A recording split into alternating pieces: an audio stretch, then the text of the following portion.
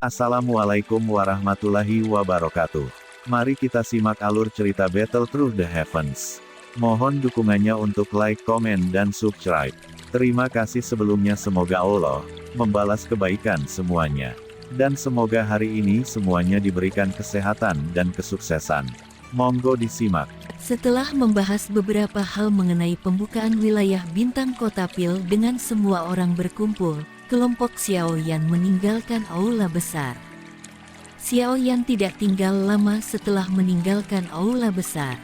Dia berbalik dan berjalan menuju jalan.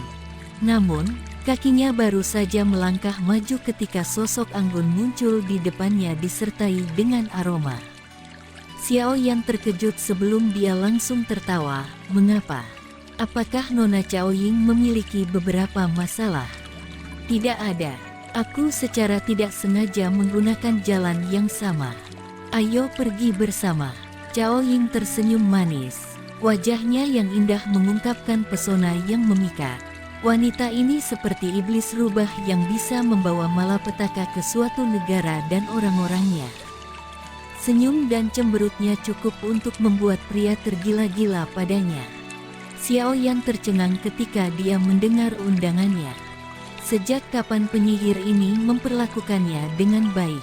Di masa lalu, dia sungguh-sungguh berharap dia terlibat konflik dengan orang lain saat dia berdiri di samping dan menyaksikan pertunjukan. Sementara Xiaoyan merenungkan apa yang terjadi di dalam hatinya, ekspresi Song Qing sedikit memburuk. Perubahan Caoying telah membuatnya merasa tidak nyaman. Dia buru-buru maju dan tertawa. Ying Er, saudara Xiaoyan selalu memiliki banyak hal untuk ditangani. Kebetulan, wilayah bintang akan dibuka dalam 2 hari. Pada saat itu, si brengsek tetua Mugu itu mungkin akan meluncurkan serangan diam-diam lagi.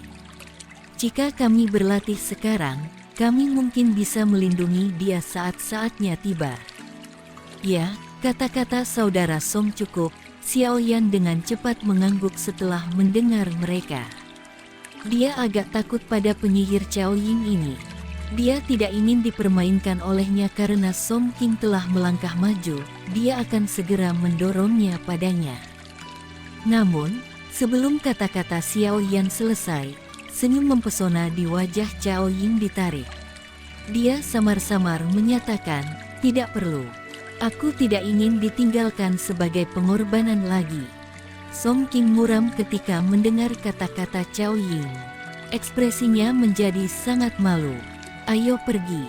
Mata cantik Caoying berpaling ke Xiaoyan. Dia dengan kasar menatapnya.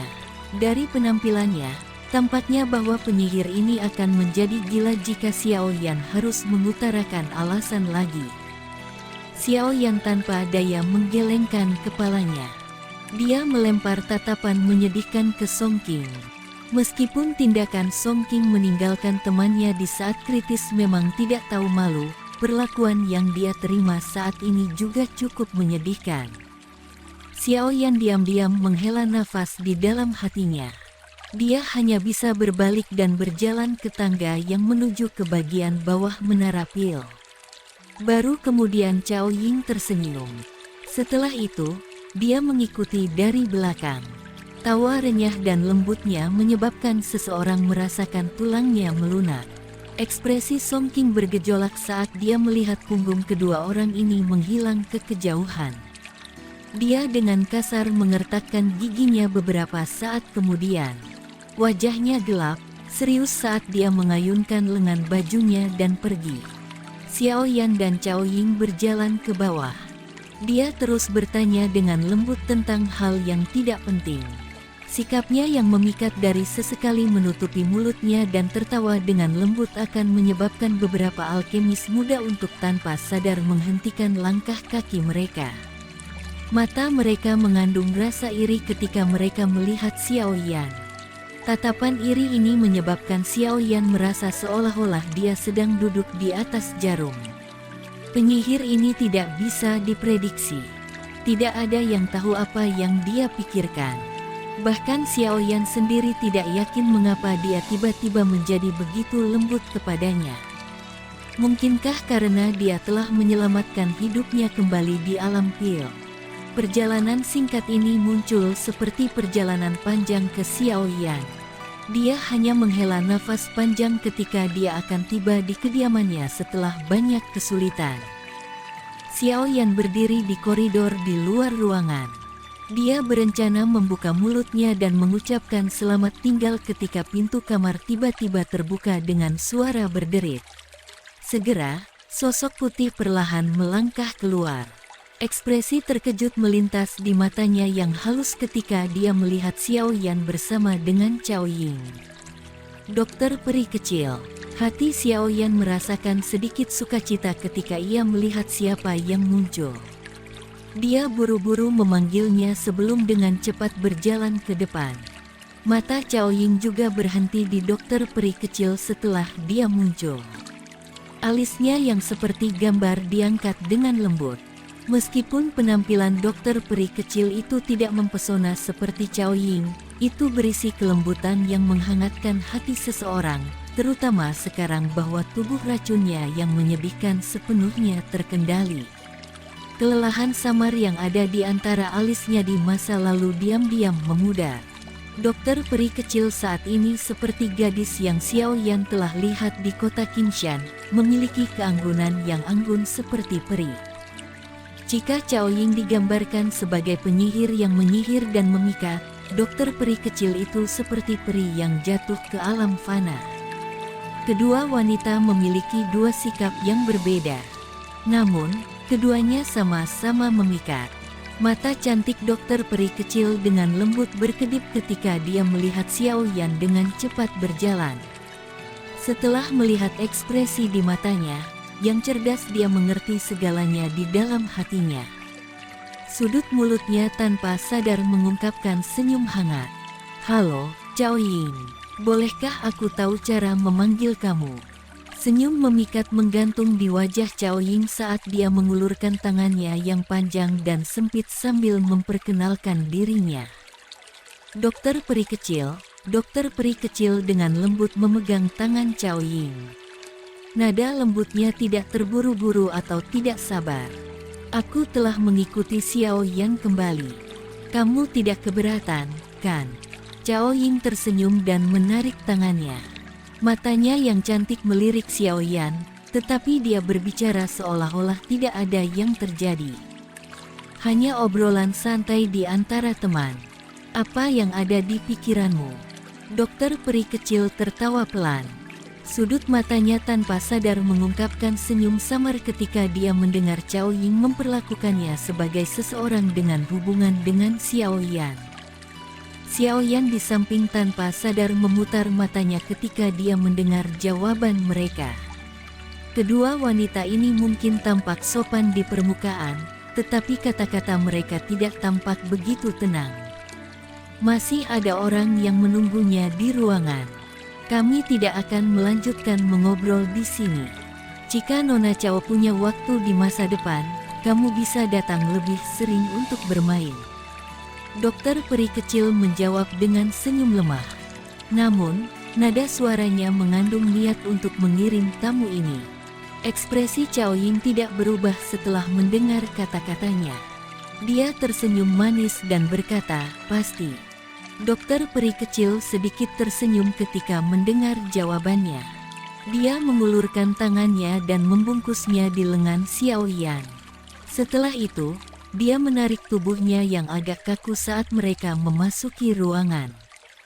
Senyum di wajah Cao Ying perlahan ditarik saat dia menatap pintu yang tertutup rapat. Mendengus lembut keluar dari lubang hidungnya beberapa saat kemudian. Dia dengan lembut mengepalkan tangannya dan busur menyihir sekali lagi muncul di wajahnya. "Xiao Yan, kamu tidak akan bisa lolos dari tanganku." Sebelum Xiao Yan bisa mengatakan apa-apa, dokter peri kecil dengan cepat menarik tangannya setelah memasuki ruangan. Xiao Yan samar-samar bisa melihat sepasang cuping telinga berwarna merah terang. Dia tanpa sadar tertawa. "Kamu benar-benar berani tertawa. Yang kamu lakukan hanya menarik wanita." Dokter peri kecil tanpa sadar menghukumnya karena kemarahan yang memalukan ketika dia mendengar Xiao Yan tertawa. Kamu ingin mengelola wanita yang aku tarik. Xiao Yan tersenyum sambil menggoda. Wajah cantik dokter peri kecil menjadi sedikit merah setelah mendengar rayuannya. Dia buru-buru mencari alasan dan menjawab, Sun Er memintaku untuk mengawasimu sebelum dia pergi. Xiao Yan mengabaikan alasan dia terlempar keluar dari mulutnya. Senyum di wajahnya menjadi lebih lucu. Hihi, Xiao Yan, kamu berani mengambil kebebasan dengan dokter peri kecil Jie sebutan kakak perempuan. Aku pasti akan melaporkan ini kepada Kailin Jie. Ketika kami pergi saat itu, dia menginstruksikan aku untuk membunuh kamu jika aku melihat kamu sedang ketagihan dengan wanita lain. Tawa yang indah tiba-tiba terdengar di seluruh ruangan sementara Xiao Yan diam-diam tersenyum. Ini menyebabkan Xiao Yan melompat dari keterkejutan. Dia buru-buru berbalik dan melihat Zian berpakaian ungu duduk di jendela. Kakinya berayun bolak-balik. Bunuh aku. Xiao Yan melebar mulutnya dan merasa tidak bisa berkata-kata. Hal semacam ini adalah spesialisasi Kailin. Kamu perempuan, sekarang kamu juga menjadi sangat sulit dipahami. Xiao Yan tanpa daya menggelengkan kepalanya. Dia duduk di kursi dan segera bertanya, itu benar, di mana Xiong Zhan? Apakah dia tidak bersamamu? Dia telah menetap di luar Menara Pil. Ini bukan tempat yang bisa dia masuki. Zian mengayunkan ekor kudanya yang ungu pucat. Tangan kecilnya diperpanjang dan muncul di depan Xiao Yan. Setelah itu, dia merebut cangkir teh dari tangan Xiao Yan dan meneguknya. Baru kemudian dia mengatakan dengan cara yang lebih tua, aku datang ke sini untuk membantu kamu. Xiao Yan dan dokter peri kecil tanpa sadar tertawa ketika mereka mendengar kata-katanya. Gadis ini sangat imut. Tanda tanya. Apa sikap kamu ini? Zian sedikit tidak puas setelah mendengar tawa mereka. Dia dengan lembut mendengus, tanpa bantuan aku menjamin bahwa kamu tidak akan memiliki kesempatan untuk mendapatkan 3.000 api terbakar. Berdetak. Cangkir teh Xiao Yan baru saja dikirimkan ke sudut mulutnya tiba-tiba berhenti. Matanya dengan cepat beralih ke Zian. Ekspresinya jauh lebih serius saat dia bertanya, apa maksudmu? Huff, apakah kamu benar-benar akan sangat mudah untuk menaklukkan 3.000 api terbakar? Bahkan 3 kepala besar dari Menara Pil tidak memiliki kemampuan untuk melakukannya. Apakah kamu bermaksud menundanya dengan paksa? Zian meringkuk mulut kecilnya dan berkata, aku tahu bahwa Menara Pil menginginkan kamu semua untuk pergi dan mencoba keberuntungan kamu. Sayangnya, bagaimanapun, 3.000 api terbakar telah memiliki kecerdasannya sendiri. Tidak semudah menaklukkan seperti api jatuh hati di Akademi Batin. Apa yang ada di pikiran kamu? Xiao Yan telah menjadi jauh lebih serius. Dia secara alami menyadari bahwa 3.000 api pembakaran jauh dari apa yang dapat dibandingkan dengan api jatuh jantung. Namun, hal-hal memang harus terjadi ketika dia memikirkannya. Seberapa buruk hal yang menyebabkan bahkan trio Xuan Kongzi untuk memperlakukan dengan serius. Sebuah kebanggaan melonjak di wajah kecil Zian ketika dia melihat bahwa Xiao Yan telah meletakkan harga dirinya untuk menanyakan. Dia menepuk dada kecilnya dan berkata, aku dapat memberitahu kamu ini. Namun, kamu harus berjanji untuk menyempurnakan bahan obat yang telah kamu dapatkan dari Xiong Zhan setiap hari. Xiao Yan memutar matanya setelah mendengar ini. Anak kecil yang tamak ini. Baiklah, kami akan melakukan apa yang kamu katakan. Hihi, Zian tertawa. Baru kemudian dia berdiri dengan puas. Dia dengan lembut mengepalkan tangan kecilnya dan cahaya berwarna ungu muncul. Segera itu bergoyang dan berubah menjadi naga ungu setengah kaki di depan mata Xiao Yan dan dokter peri kecil. Mata naga ungu ini tertutup rapat, tubuhnya berlama-lama. Meskipun itu hanya ilusi, itu samar-samar memiliki naga yang luar biasa mengerikan yang mungkin merasuki ruangan.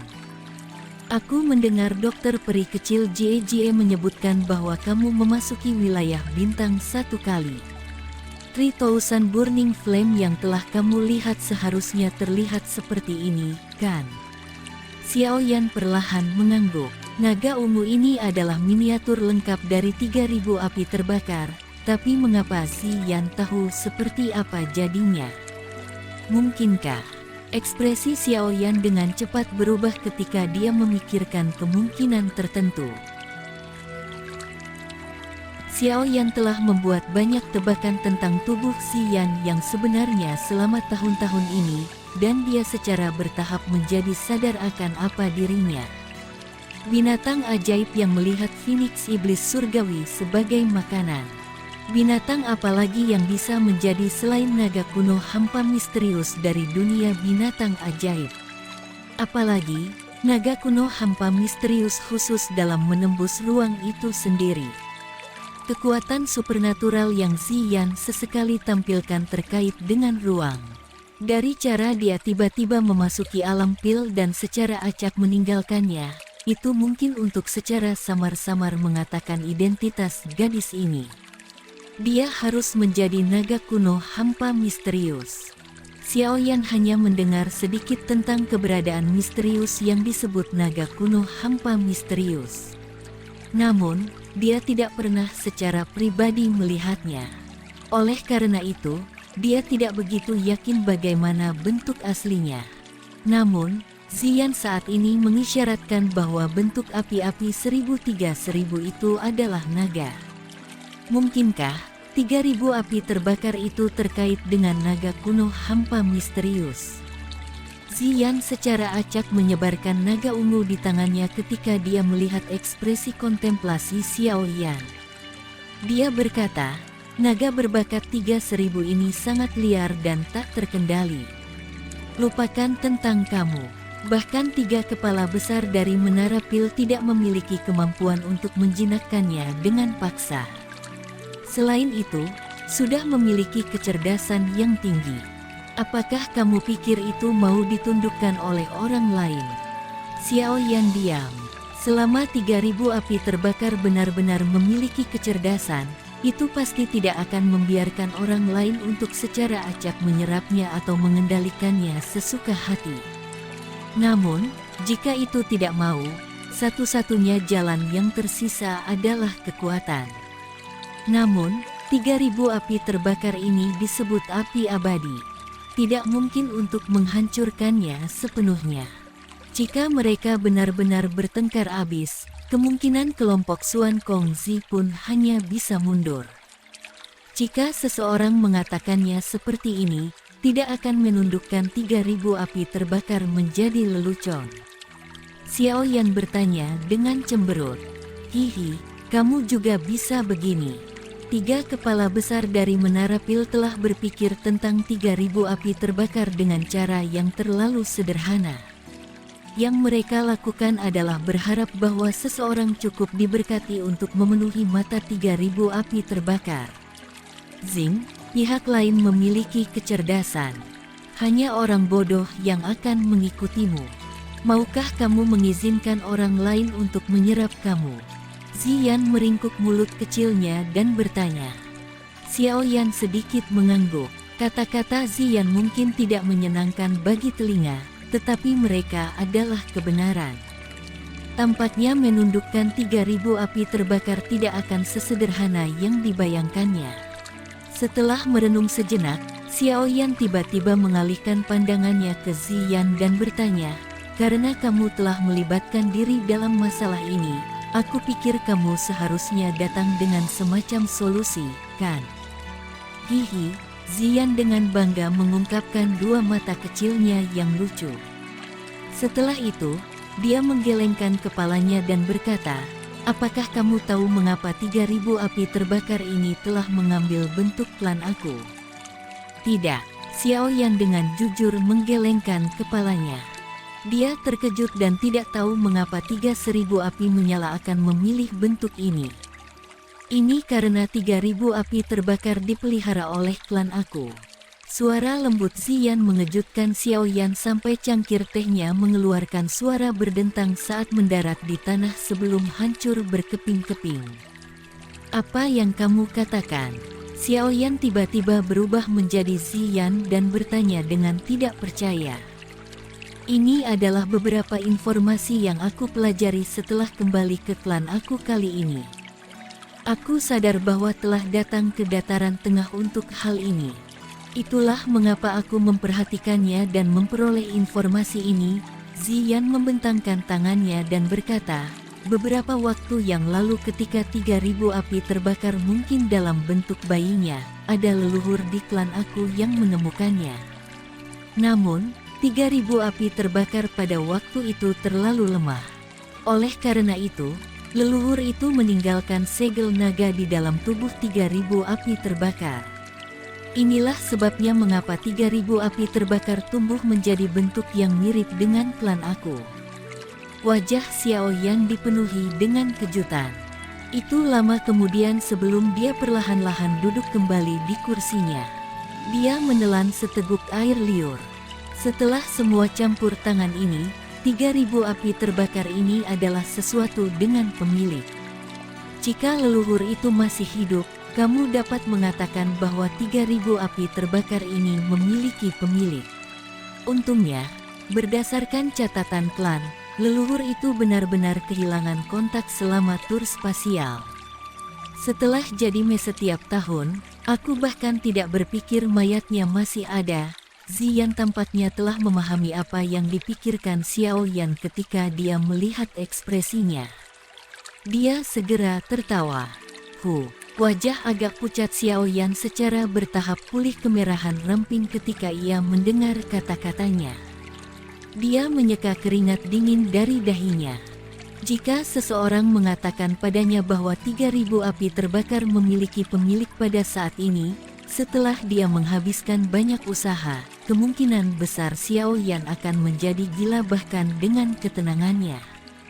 Hihi, kamu harus senang bahwa leluhur aku meninggalkan segel naga di dalam 3.000 api terbakar saat itu. Jika tidak, kemungkinan kamu tidak akan memiliki kesempatan. Ziyan tertawa. Dia mengepalkan tangan kecilnya dan botol giok kecil muncul di dalamnya. Darah emas keemasan mengalir di dalam botol batu giok. Ada naga yang luar biasa kuat yang mungkin tersebar keluar dari situ. Ini, mata Xiao Yan mengungkapkan kejutan saat dia bertanya dengan lembut. Darah naga kuno, datang, rentangkan tanganmu. Ziyan menginstruksikan. Apa? Xiao Yan bertanya dengan ragu. Namun, dia mengulurkan tangannya seperti yang diperintahkan kepadanya. Aku akan menanam segel naga ini di tangan kamu.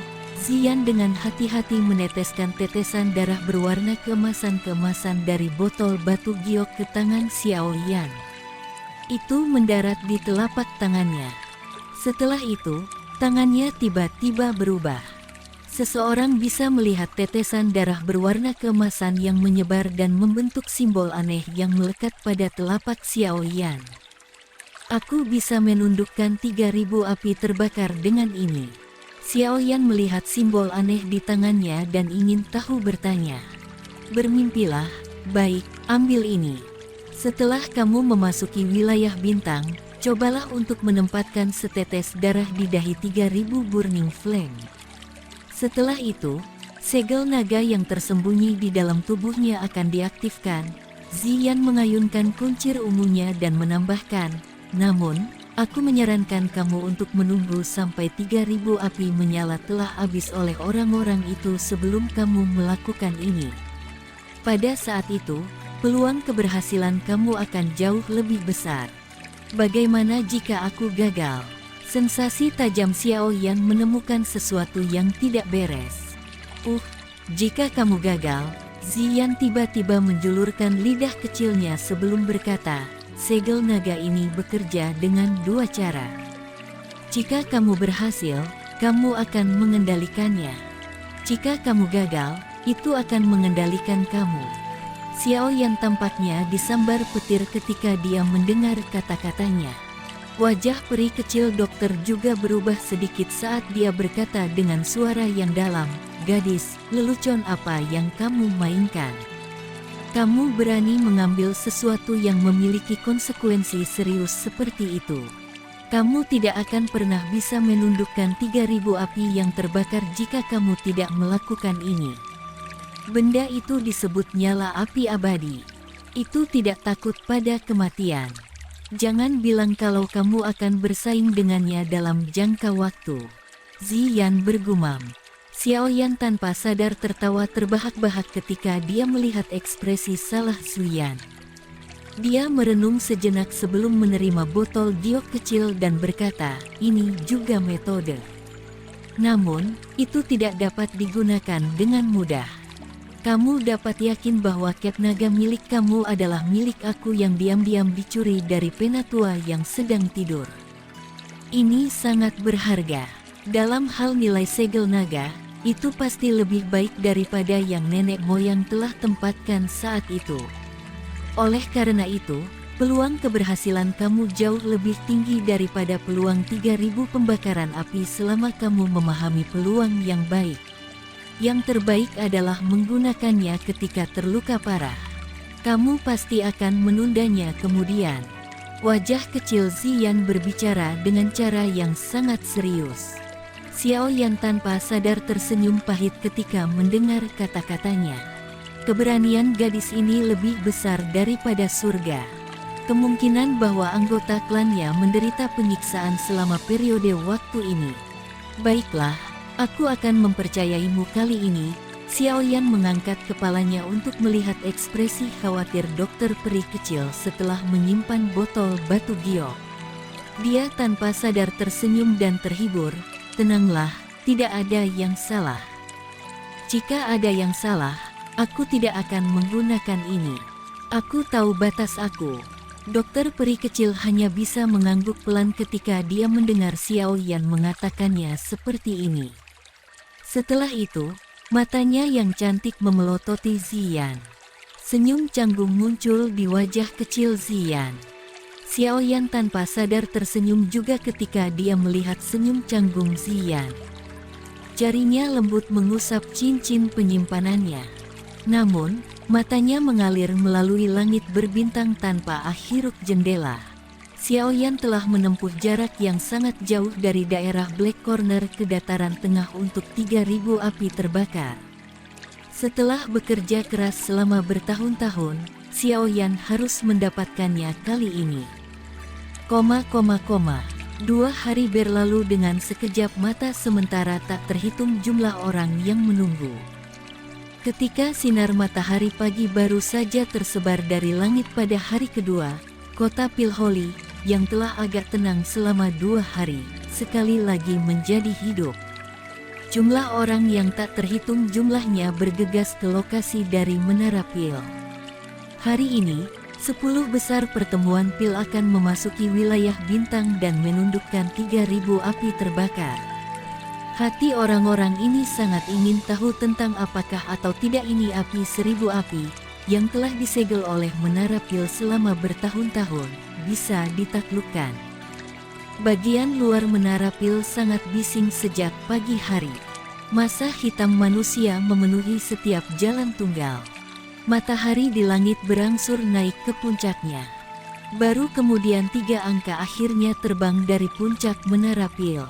Setelah itu, mereka melayang tinggi di langit. Mereka yang memasuki Star Region harus mempersiapkan diri. Xuan Kongzi tetap tergantung di langit. Dia mengabaikan area di bawah dari atas. Suara rendah dan dalam terdengar di atas kota. Swosh swosh swosh. Kata-kata Xuan Kongzi baru saja terdengar ketika sejumlah tokoh bergegas dari segala arah. Mereka segera berhenti di langit. Melihat mereka, orang-orang sudah masuk 10 besar. Mata Xuan Kongzi dan kepala asosiasi lainnya perlahan-lahan menyapu 10 orang ini. Akhirnya, Mata mereka dingin saat mereka berhenti di senyum dingin Mugu. Wajah tetua Mugu berkedut di hadapan fokus dingin dari trio Xuan Kongzi. Namun, dia tidak terlalu takut. Dia tahu bahwa Xuan Kongzi tidak berani melakukan apapun padanya di depan umum. Trio Xuan Kongzi bertukar pandangan satu sama lain setelah perlahan menarik mata mereka. Segel tangan mereka mulai berubah dengan cara yang seperti kilat. Riak spiritual yang luas dan kuat menyebar dari tubuh mereka bertiga. Segera, semua orang melihat langit kosong tiba-tiba berfluktuasi. Setelah itu, pintu spasi samar perak muncul di depan mata semua orang. Penatua pertama akan menemani kamu semua ke wilayah bintang selama perjalanan ini. Dia juga akan menjelaskan kepada kamu aturan secara detail. Xuan Kongzi melirik pintu ruang perak. Matanya tiba-tiba menjadi tajam dan tajam. Sekarang, masukkan. Sekian alur cerita Battle Through the Heavens. Tunggu next episodenya. Mohon sodako subscribe, like, dan komennya dan share-nya. Semoga kebaikannya dibalas oleh Allah. Dan semoga hari-hari sedulur semuanya diberikan kebahagiaan, kesehatan dan kesuksesan. Terima kasih. Assalamualaikum warahmatullahi wabarakatuh.